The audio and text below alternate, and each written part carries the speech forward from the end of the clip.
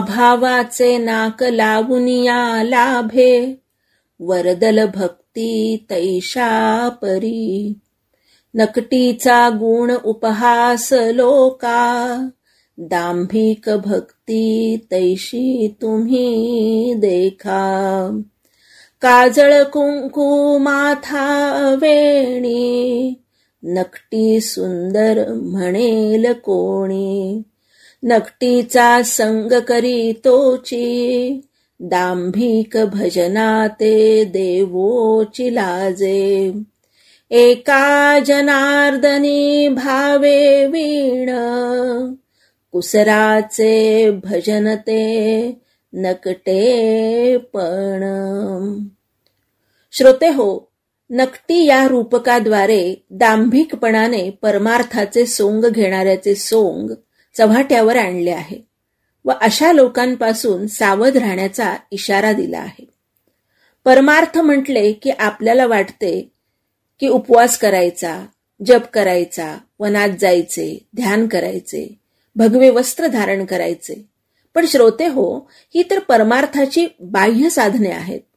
खरा परमार्थ साधायचा असेल तर अंतःकरण शुद्ध हवे, विषय लोलुपता अंतरंगात नसावी आणि सर्वात महत्वाचे म्हणजे अंतःकरणात भक्तिभाव असावा.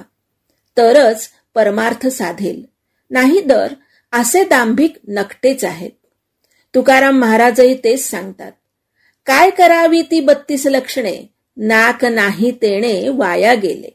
याचाच अर्थ परमार्थात भावाशिवाय भक्ती नाही आणि भक्तीशिवाय मुक्ती नाही.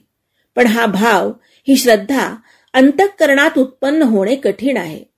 यासाठी संसारातील काम, क्रोध, मद, मत्सर इत्यादी विकारांपासून दूर राहावे लागते. विषयांबद्दलची अधिकाधिक हाव नाहीशी झाल्याशिवाय अंतःकरण शुद्ध होतच नाही.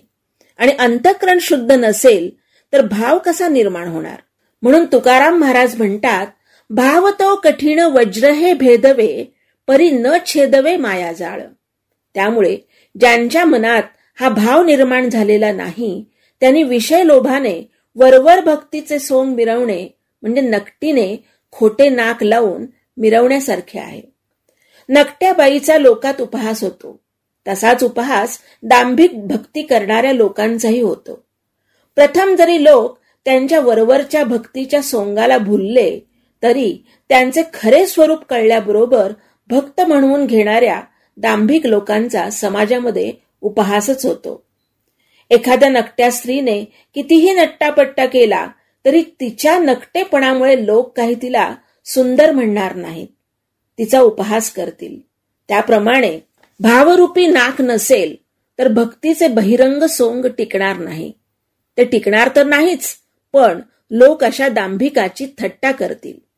समजा अशा दांभिक लोकांना काही लोक साथ देतील, पण अशी साथ देणारे सुद्धा दोषास पात्र ठरतात. कारण संगती संग दोषः. अहो, या दांभिक भक्तीने देवास सुद्धा लाज वाटेल.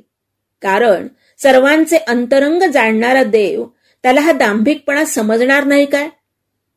वरच्या सोंगाला लोक फसतील, पण देवाला चकवता येईल काय?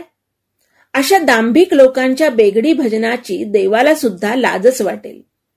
नाथ महाराज म्हणतात, भावरहित भजन कितीही कलाकुसरीने केले तरी ते नकटेपणाचेच समजावे.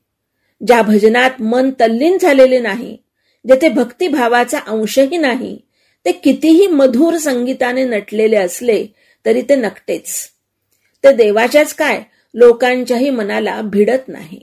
यासाठी वेडे वाकुडे गाईन पण तुझाच म्हणवीन असा परमेश्वराप्रती अनन्य शरणभाव असलेले भजनच सर्वात श्रेष्ठ आहे. असा उपदेश नाथ महाराज या नकटी रूपकाद्वारे करतात.